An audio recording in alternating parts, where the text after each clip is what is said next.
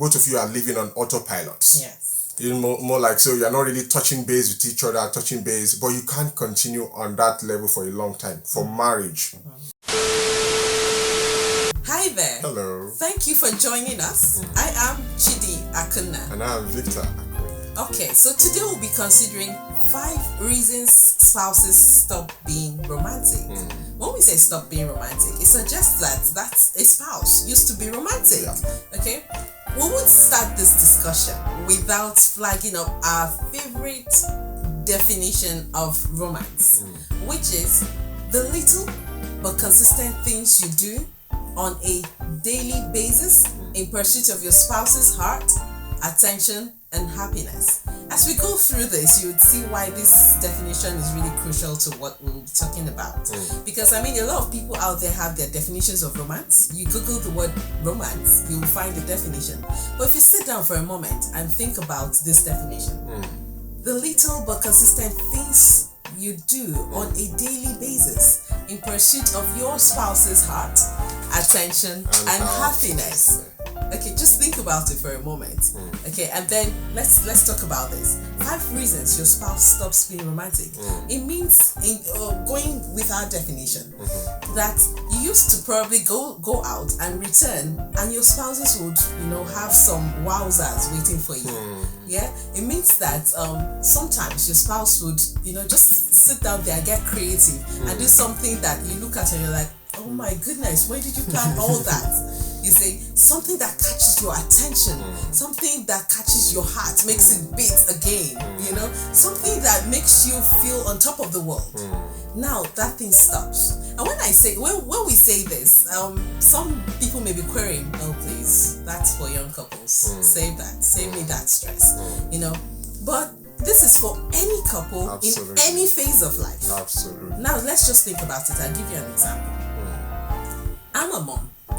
I go out and I return. For me, at that point, what I might consider romantic would be my spouse helping me with, helping out with some things in the house, because yes, we've both been out and we've returned, and I just need that help.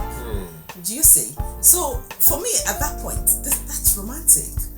So it's up to you. For another woman, it might just be that she's gone out, she's had a long day at work, she's returned. All she needs is, some strong open arms there with a bouquet of flowers to make her day, to wrap it up. Okay, so and you for want a to guy, add to that? Yeah, and for a guy, I wanted to say something. Okay. And for a guy, it might be, the guy is going through some phases in his career and he's feeling unsure about the future, he's kind of concerned. He might think being romantic at that point is you reassuring him, expressing your belief in him, expressing your belief in the future, expressing your belief and your confidence in the vision he has for the family. So there are different things people find romantic. Sometimes it's about the phase of life they're at. Sometimes about the need of their life, their emotional needs. So people find different things romantic, and so the key thing is, the more you know your spouse, the more romantic you should be, because that way you can be able, then you know what to capture their heart, their attention, and that will make them happy. Alright, so the more you know your spouse, so like people say, familiarity breeds contempt, but we don't believe that it should all the time. We believe that familiarity should bring romance, because the more you know each other, the more I will know what will make her exciting. Yes. The question now is, am I happy? Am I willing to do it? Because sometimes people know what they should do, but they're not willing to do it. And that's the thing. So for a spouse who's been doing this and suddenly stops, why? The question is why? And the first reason we'll be considering is having to be taken for granted. Absolutely. Being taken for granted. Okay, for someone who keeps doing and doing, you said something really critical, and I think it's something a lot of women need to consider, because, hey, women, we should be so excited when our men speak, isn't it? Okay, but for a man who deliberately goes out of his way to do something you find romantic, he keeps doing and doing and doing, and you're not reciprocating, or you just think it's your right to have these things done for you, and I don't care what he thinks. You know, at that point, it gets to that point where the man feels, oh, okay, I think she's taking this for granted. She thinks it's her right to have it done. So what's the point? Well, usually what we do is that what we recommend to couples is that when you're doing that, don't focus on expecting the spouse to reciprocate. All right. So don't allow their own action or inaction to influence your own action, because you're an individual. You can make your own conscious decision. But it's just natural human expectation that you are doing something, you will expect a certain level of reciprocation. So if you're showing an act of love, you are being there, you are seeking her out, you are doing things that will put a smile on her face, you want to expect some level of reciprocation. You want to express some level of compliment, someone to say, I see what you're doing, I appreciate it. Yes. So when people feel taken for granted, all the efforts, no matter what you do, there's criticism. Oh, you should have not gotten these flowers, you should have gotten this color. Oh, why did you have to text me at work? Everybody was, my colleague saw the text. It can be demoralizing. It can be demoralizing. The person might just say, you know what? Let me just go back to the old model of my version, my 1.2, instead of being on 2.2, seems not to be working, and that can make people shut down and stop being romantic. Yeah. So I think we've chipped in what you can do about it. You need to, show you appreciate these things. Absolutely. Show some interest. Absolutely. Yes. Speak out. Let your spouse know how you feel about what he or she does. Okay. Don't just think it's my right to have these things done for me because I'm his spouse or I'm her spouse. No. Let me just chip in something here. One of the ways, for example, I know my wife is a person of words.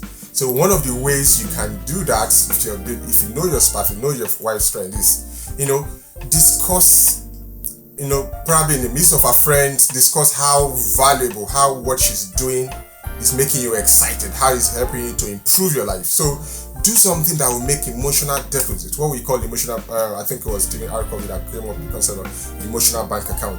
Do something that, will credit an emotional bank. What is an emotional bank account? It's like the financial bank account when you make financial deposits. Yeah. This one you're making emotional deposit, emotional investment. So anytime you do something that makes your spouse smile or happy, you are making emotional deposit. Now I'll tell you what. One of the benefits of having emotional deposit is that it sustains you during conflict or during stressful time. That's right. Because, when you have a favorable or positive emotional disposition towards someone, they can really do wrong in your eye. So when there's a conflict, it has a way, resolving conflict is much easier than when you guys feel exhausted, you don't even want to think about each other, you don't want to think of each other's names. Conflict management is often more difficult. So emotional, like someone will say, dig your well before you are thirsty. So emotional, investing or building an emotional bank account is like digging your well before you are thirsty, before you need that deposit, and that's one key. All right, so that's to do with the first point. So the second point is having very busy schedules. With all that's happening right now, any typical couple would be faced with so much. I mean, like life post-COVID. COVID happened and it seemed, oh yes, things are a lot easier, but that came with its own added responsibilities. Absolutely. So with that, I mean, couples have to be deliberate now, okay, to make time to put a smile on the other's face. Absolutely. Make time to seek the attention of the other. Don't just go on and on and on. So when we talk about being romantic, you have to be creative. Absolutely. You see, but when we get on with all of these busy things, you just go to work, return, or set out to do all you have to do, set out for your business, and you return, and it's just like, oh, same old, next day, same thing. Oh, how are the children? How is this? How is that? That's not romantic. So you need to make time, be more deliberate about it, be intentional, give some thoughts to it. Okay, how can I catch my spouse's attention? It's very important to be intentional. That's why I like that word you use, being intentional. There's a phase in life where you're so busy, where you are just meeting different targets, your spouse is busy, both of you are living on autopilot. Yes. More like, so you're not really touching base with each other, but you can't continue on that level for a long time for marriage. So we often recommend that you have you have what we call like an end in view. Okay, say, we're going to operate this way. Okay, let's just sort out this in the next 3 months. This is what we want to get, and everybody's on board. But if you don't have that kind of a discussion, it's very important for you to, keep in touch with your spouse. See, no matter what you're trying to achieve, maybe for me, I'm speaking for myself, no matter what I'm trying to, if my spouse is not happy, my marriage is not in a good place, whatever I'm achieving is not important. So this for me is the fundamental way where I assess myself. So one key thing is this: while you're busy building, be deliberate about building connection with your spouse. Be deliberate about interacting. Be intentional about finding out things to do that will make her happy. Yes. So for you, it might be just helping her to meet her own target, so that can be a way of you guys doing something together. So if she's at work, she's trying to sort out things. If it's something you can help. If it's something that you have to pick off her so she can focus her mind, but also find time where both of you can laugh together. Find time where you can laugh together. Find an activity to do. Maybe walk in the park in the morning. Maybe go back and view your wedding album. Do whatever makes you guys feel connected again. Yes. Don't leave it to chance. Someone always say that my spouse will understand. Don't always assume, that your spouse will understand. Be intentional. Be intentional. Yeah. Be intentional. That's the next one is unresolved conflict. This is a big one. Absolutely. Sometimes things happen and then it's like, okay, because we do not want to settling this issue at this point, we'll just spoil the whole atmosphere. We'll leave it. Okay, we'll come back to it. We'll come back to it. We'll come back to it, and it's building and it's building and it's building. We do not realize it's impacting the relationship. It's creating a wall between you both.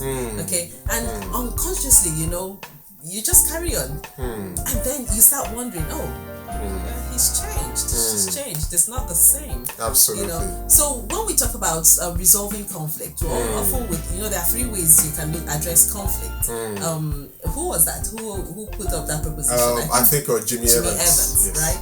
You can be proactive about it. We have the proactive method, we have reactive, and then radioactive. Okay, so when we talk about the proactive one, it's you both sitting down and even preempting situations. Okay, in a case like this, so what would we do? Absolutely. How would we address this issue? So when we're faced with that case, we know, okay, this is how we would go about it. Okay, you want to take the other one, the reactive? So the reactive is more like where you don't have a plan. You are tired, she's exhausted, both of you are stressed. Anybody just does anything that you don't agree, just lash out based on how you're feeling. So that's you being reactive. Radioactive is when you have a specific thing that no matter when you talk about it, it just goes as if the whole house is on fire. Alright, so that's being radioactive. So that's more like a radioactive way of managing conflict. So for example, some people is the issue of money that just crosses that level of intense reaction from their spouses. So it might be one person was managed money wrongly, and so anytime they are talking about they will need money for something, the spouse just say, that's how you do this, that's how you do that, that's how. Sometimes about in-laws, your in-law want to come over. Moment you discuss it, I can't have this person over, everything just goes, So there are different things that causes that, but the best approach is proactive. Yes. Okay. So for those issues that come up and then we're like, let's talk about this later. Ensure that you go back to those issues. Absolutely. You sit down, have those hot conversations. Those conversations that like they make the whole place explode. Face them head on. Have those conversations. Otherwise, they will impact your relationship without you knowing. Absolutely. Yeah. And so whoever says, for example, you mentioned one point that maybe someone can say, let's talk about this later. Whoever says let's talk about this later should be responsible for bringing back the conversation, so that your spouse doesn't have to be chasing you around. So it's very important. If you say, I'm not in the best mood right now, I'm stressed, so my what do you call it now, my level of managing, as in my emotional state is not healthy right now. Can we come back to this later? You who is saying, can you come back to this, should be the one that will bring it back. Yes. Okay, so the next point, which is the fourth one, is selfishness. Okay, I think we scratched a bit on this. I think we scratched a bit on this earlier. You know, where it's just that one person is just consumed. This is now me wanting all the attention. Okay, it's about me. Absolutely. You're not looking out for my needs. You don't do this, you don't do that for me. And I don't even think about this person who keeps giving and giving and giving. Does he even need some of these things? Okay, what's he going through at this point? What phase of life is he in at this point? What challenges is he being faced with? You know, that I need to, you know, be there for him, show him, you know, be romantic a bit. You know, so it shouldn't be just about one person. Absolutely. And this is one of the reasons why people stop being romantic, right? Because they just feel like, you know, no matter what I do, this person doesn't even think about my own personality. Like Jimmy Evans would say, marriage is brutal on selfish people. Marriage is brutal on selfish people. So when you're living with a spouse that is very selfish, that is only thinking about themselves, even when you have argument, they'll think they're always right. If you are trying to, you know, everything they do is about winning. It's about winning, and then you losing. So their paradigm of the world is win, lose, no matter what you do. They want to be the one that will have the last word. They want to be the one that will have everything to themselves. It's very difficult to be romantic with such a person. So the other spouse may stop being romantic in a situation like that. Okay, and the last one. It's something a lot of people often say. Oh, romance is expensive. Yeah. It is expensive. You know, going back to our definition, we said little but consistent things you do. They don't have to be big things. Absolutely. So when we talk about it, it's not until you take each other out to somewhere really, you know, expensive, you know, and then you feel, oh, okay, now I feel he's spent on me. I feel really special. No. It's about, you know, the intentionality. Beautiful. Like we said earlier, you know, to think that, oh, it might be a little thing, but the thoughts that this person put into that makes you feel important. So romance doesn't have to be expensive. It could be as little as just taking a walk, and that walk you would find could be so restorative to your relationship. Absolutely. It just takes you to another level. Absolutely. So we should focus on the practice of it. Yes. The enjoyment of the process. You know, the enjoyment is in the process. What happens in the process of doing that on a regular basis. Not intentionally about the amount of money. It's about the thoughts behind it. The consciousness that out of your busy schedule, you're thinking about you doing something that will put a smile on your face, on your spouse's face. I mean, that's priceless. You can't trade that for anything. So we've touched on 5 points, okay? Being having to be taken for granted, and then the next point, which is we are very busy, have very busy schedules. Then the next point is the point of selfishness, one person not giving attention to it, and then I think I jumped to one. I missed one. Unresolved conflict, and then that it is expensive. Now we expect that with this we can go on, look at what we can address in our relationships and get running. Absolutely. Okay, so until we come your way again, do not forget to subscribe to our YouTube channel, Foundation for Family Affairs, and please turn on your notification bell. Until we come your way again, it's goodbye from us. Bye-bye.